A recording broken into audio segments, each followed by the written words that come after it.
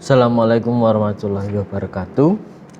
Di video kali ini saya akan menjelaskan mengenai Dekrit Presiden 5 Juli 1959 dan pelaksanaan demokrasi terpimpin dalam sejarah negara Republik Indonesia. Latar belakang keluarnya Dekrit Presiden yaitu kegagalan Badan Konstituante untuk merumuskan undang-undang yang baru. Nah, kita ketahui bahwa pada masa demokrasi liberal kita menggunakan UUDS atau Undang-Undang Dasar Sementara. Nah, pada waktu pemilu tahun 1955 dipilihlah anggota DPR dan juga konstituante. Nah, anggota Badan Konstituante itu ditugaskan untuk membuat undang-undang dasar yang baru menggantikan UUDS. Nah, akan tetapi Badan Konstituante gagal membuat undang-undang dasar yang baru. Akhirnya Presiden mengambil alih keputusan untuk menggantinya atau kembali ke Undang-Undang Dasar yang lama. Isi Dekrit Presiden yang pertama itu ada pembubaran konstituante. Yang kedua itu berlakunya kembali UUD 1945 dan tidak berlakunya UUDS 1950. Yang ketiga membentuk MPRS dan juga DPAS.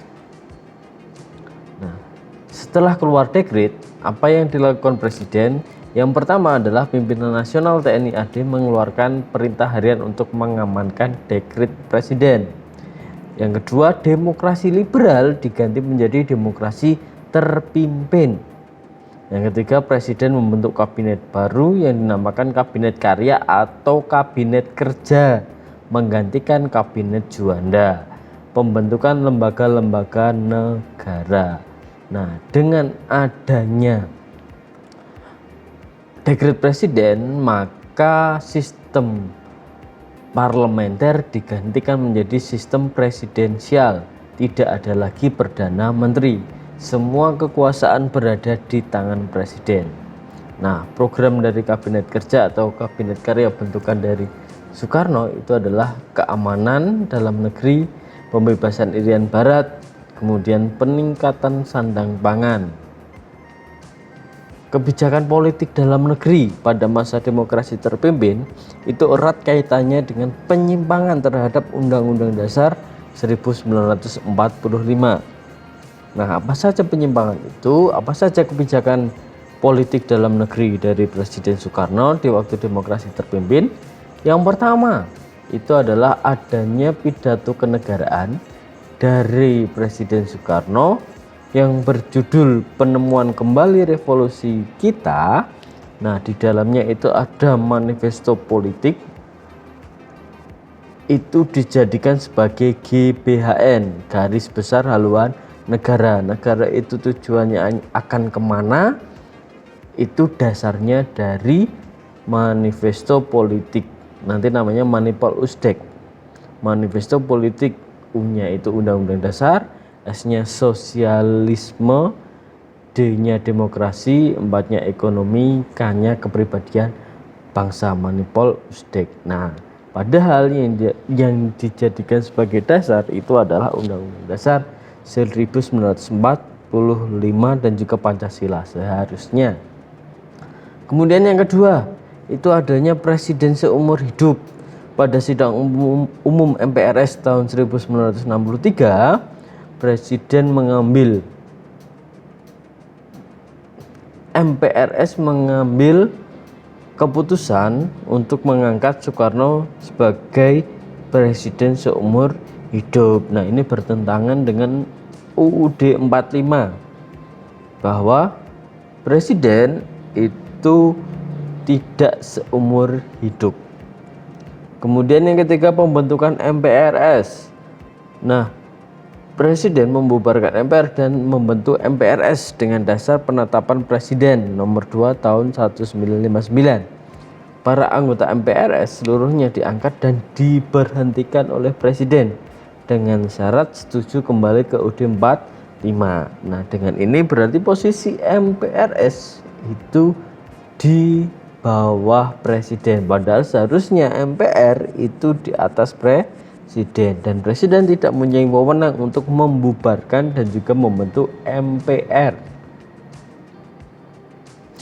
Kelima, presiden membubarkan DPR hasil pemilu tahun 1955 dan diganti dengan DPR GR. Nah, DPR hasil pemilu tahun 55 dibubarkan karena tidak menyetujui adanya anggaran dan pendapatan belanja negara yang diusulkan oleh presiden. Nah, karena DPR tidak menyetujui, maka DPR hasil pemilu tahun 55 itu diganti. Kemudian presiden membentuk DPR GR. GR itu artinya gotong royong. Nah, berarti presiden menginginkan adanya kerjasama antara DPR dengan presiden. Apapun nanti yang diusulkan oleh presiden pasti akan diikuti oleh DPR GR. Yang keenam, presiden membentuk Front Nasional. Nah, untuk melaksanakan Manipul Usdek sebagai GBHN, presiden mengeluarkan penetapan presiden nomor 13 tahun 59 untuk membentuk Front Nasional yang bertujuan menyelesaikan revolusi nasional Indonesia, melaksanakan pembangunan semesta nasional, mengembalikan Irian Barat ke wilayah Indonesia. Yang ketujuh, pembentukan DPAS, Dewan Pertimbangan Agung Sementara. Nah, DPAS itu mempunyai tugas yaitu memberi jawaban atas pertanyaan presiden dan mengajukan usul kepada pemerintah. Nah, kalau sekarang itu namanya Watimpres, Dewan Pertimbangan Presiden. Nomor 8, mengangkat Presiden Soekarno sebagai pemimpin besar revolusi dan mandataris MPRS. MPRS sebagai kepanjangan tangan presiden dibuktikan dengan pengangkatan ketua MPRS dirangkap oleh wakil perdana menteri.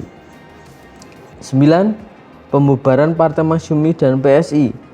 Melalui Kepres nomor 20 tahun 60, pemerintah membubarkan Partai Masyumi dan PSI karena pemimpin-pemimpinnya ikut terlibat dalam pemberontakan PRRI Permesta. Padahal pemerintah itu tidak berhak membubarkan partai politik.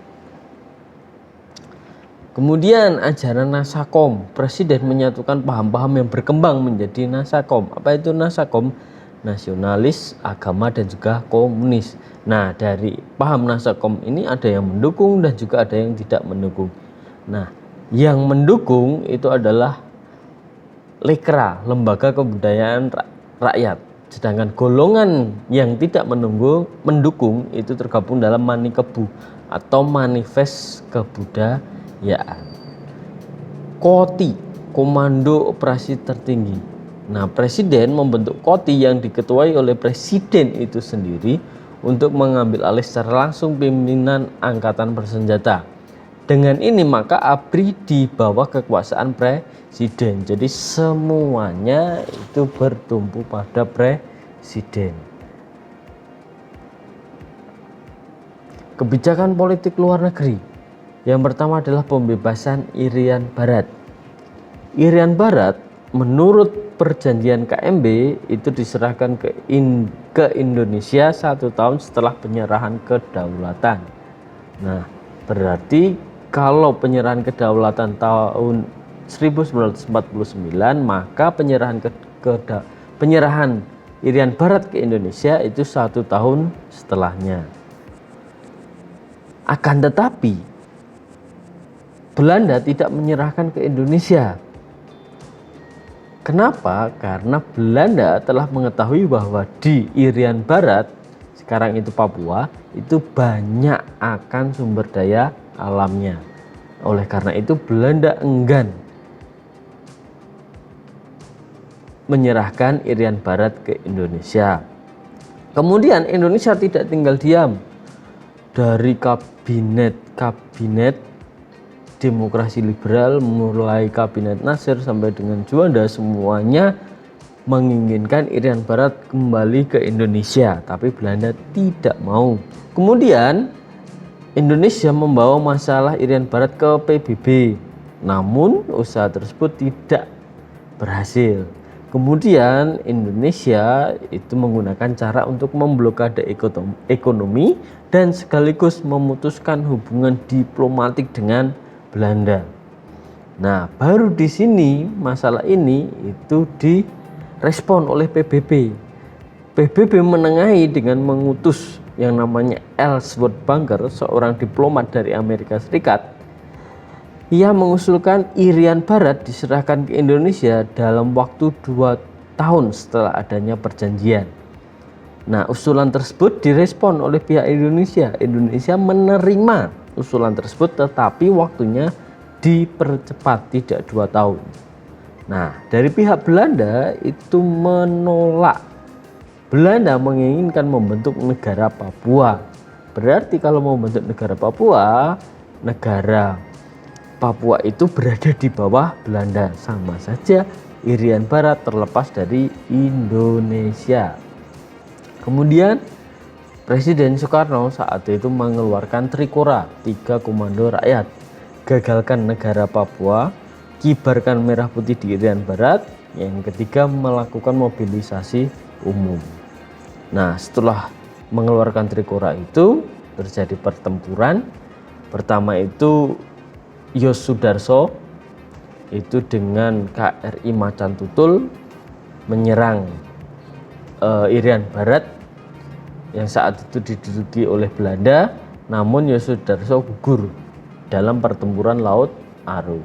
Kemudian Soekarno itu membentuk Komando Mandala yang diketuai oleh Soeharto. Nah, strategi Komando Mandala itu ada 3. Yang pertama infiltrasi atau penyusupan, yang kedua konfrontasi atau penyerangan, yang ketiga konsolidasi atau penegakan. Nah, dari operasi militer Komando Mandala itu di Irian Barat ternyata membuat Belanda itu menyerah. Akhirnya keluarlah perjanjian New York. Nah, dalam perjanjian New York itu disebutkan bahwa Irian Barat itu diserahkan ke Indonesia selambat-lambatnya 1 Mei 1963.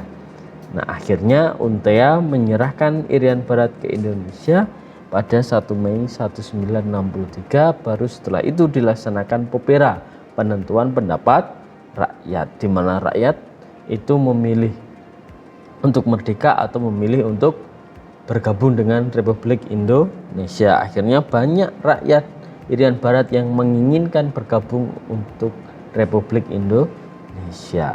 Nah, itu pembebasan Irian Barat sampai Irian Barat masuk kembali ke Indonesia. Lanjut, konfrontasi dengan Malaysia. Latar belakangnya itu karena pembentukan negara Malaysia oleh Inggris. Nah, pembentukan negara Malaysia oleh Inggris itu membahayakan revolusi di Indonesia. Kemudian tanggal 3 Mei 1964 Soekarno mengeluarkan yang namanya Dwikora, 2 komando rakyat. Isinya yang pertama adalah perhebat ketahanan revolusi Indonesia. Yang kedua, bantu perjuangan rakyat Malaysia untuk membebaskan diri dari nekolim Malaysia. Kemudian antara Indonesia dengan Malaysia itu terjadi pertentangan. Kemudian masalah ini dibawa oleh Soekarno ke dalam PBB. Soekarno itu berpidato dalam sidang umum PBB dengan judul Membangun Indonesia Kembali. Nah, salah satu inti dari pidato presiden tersebut berisi, jikalau PBB menerima Malaysia menjadi anggota Dewan Keamanan, kita Indonesia akan meninggalkan PBB sekarang. Ternyata pada tanggal 7 Januari 1965 Malaysia diterima menjadi anggota Dewan Keamanan PBB. Nah, oleh karena itu melalui Menteri Luar Negeri Republik Indonesia Dr. Subandrio, Indonesia resmi menyatakan keluar dari PBB terhitung mulai tanggal 7 Januari 1965. Nah, makanya sampai sekarang Indonesia dengan Malaysia itu banyak ketegangan. Awalnya itu dari masalah ini, sampai-sampai ada istilah ganyang Malaysia. Nah, ini dari konfrontasi dengan Malaysia. Oke, selanjutnya ada politik Old-Devo dan juga Nevo. Old-Devo yaitu kekuatan lama yang telah mapan, yakni negara-negara kapitalis yang neokolonialis dan imperialis atau nekolim. Kemudian Nevo yaitu kekuatan baru yang sedang muncul, yakni negara-negara progresif revolusioner. Nah, Nevo itu umumnya adalah negara-negara komunis. Old-Devo itu imperialis, Nevo itu adalah komunis. Indonesia gabungnya kemana? Ke Nevo. Bergabung dengan Nevo. Nah, kemudian saat bergabung dengan Nevo itu Indonesia banyak mendapatkan bantuan dari negara-negara Nevo. Kemudian Indonesia banyak mengalami pembangunan. Nah, yang pertama ada politik mercusuar. Apa itu politik mercusuar? Ini pembangunan kompleks olahraga Senayan dan juga untuk mendukung penyelenggaraan Ganevo. Ganevo itu kan olahraga antar negara Nevo. Nah, hasilnya itu ada seperti Bundaran HI, Hotel Indonesia. Nah, itu proyek politik mercusuar pada waktu demokrasi terpimpin. Yang kedua, Indonesia membentuk politik poros. Indonesia mengadakan hubungan istimewa dengan negara-negara komunis. Ada Jakarta, Phnom Penh, Hanoi, Peking, dan juga Pyongyang. Nah, pada waktu demokrasi terpimpin, Indonesia atau Soekarno itu lebih condong ke blok komunis. Kenapa? Karena Soekarno tidak menyukai Amerika Serikat yang melatar belakangi atau yang berada di belakang PRRI Permesta. Nah, Amerika Serikat saat itu mendukung adanya PRRI Permesta, sehingga Soekarno lebih cenderung ke blok komunis atau negara-negara komunis. Nah, itu mengenai demokrasi terpimpin dari tahun 1959 sampai dengan 1965 atau 1966. Nah, itu saja penjelasan mengenai demokrasi terpimpin sejarah Indonesia. Terima kasih. Tunggu video saya selanjutnya.